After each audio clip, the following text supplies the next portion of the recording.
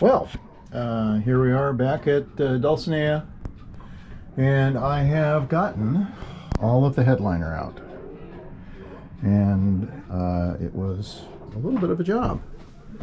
And here you can see some of why we took it out. We've got some where that is black, that's where something has leaked.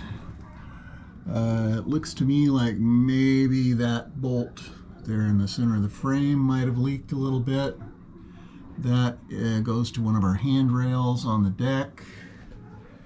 Over here we've got some leakage, and I'm pretty sure that this leakage came from this butterfly hatch. The hatch itself is tight to the deck, but the hinge in the middle leaks. So it looks like it ran down, kind of followed the contours down, and it rotted all the wood over on that side.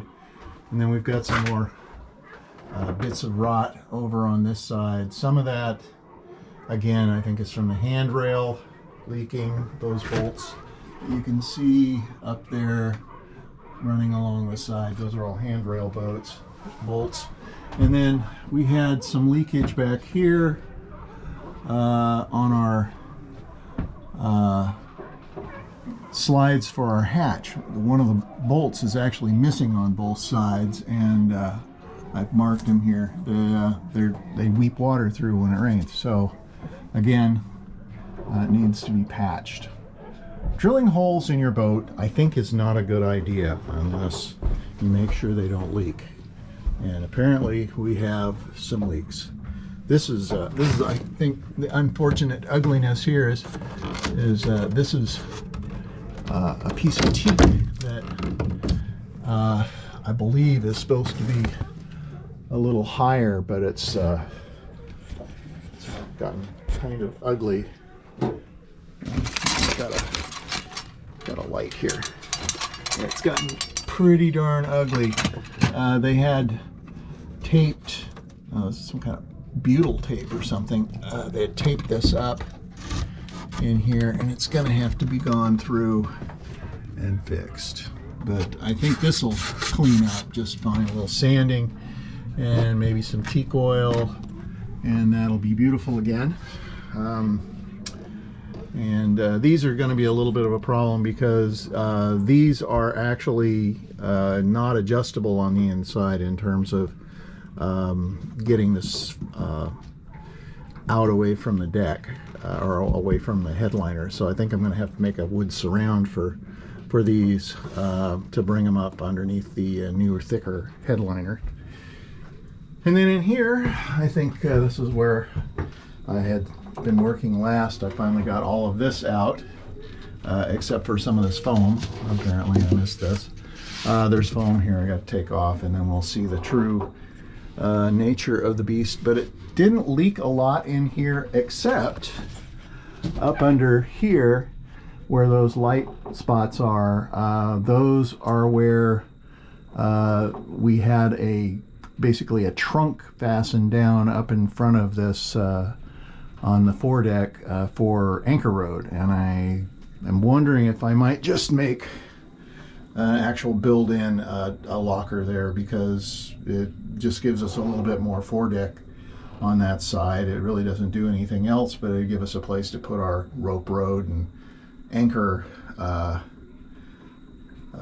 bits and bobs, which we need a place to do it. And the anchor locker behind that door is simply insufficient for the 160 feet of chain that we have, and an anchor rode.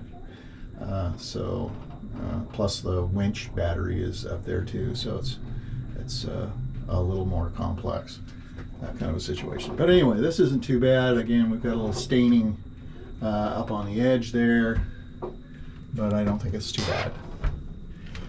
And our compression post doesn't look too bad here. It's gotten some moisture on it, and this side of has dropped a little bit, about 3/16. I think I might shim that up if I can figure out a way to get that shimmed up, just so there's a tiny divot in the deck. This plate here supports the mast, and this post, which is a nice solid piece of teak, goes all the way down to the keel, and it looks like it's in great shape down there. So it's just that little bit of damage at the top. Anyway, so I'm going to call it a day. I spent the balance of my day taking all the shelving, which is right there, which was over here, to get back in here so I could get in here.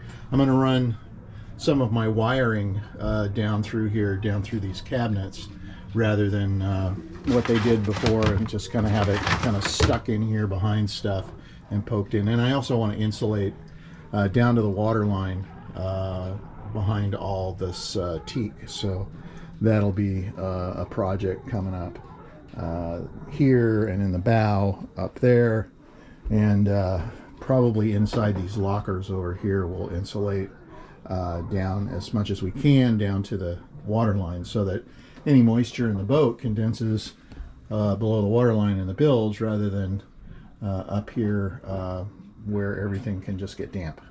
So anyway, so that's where we're at. And I guess we'll pick this up again later. Thanks for watching.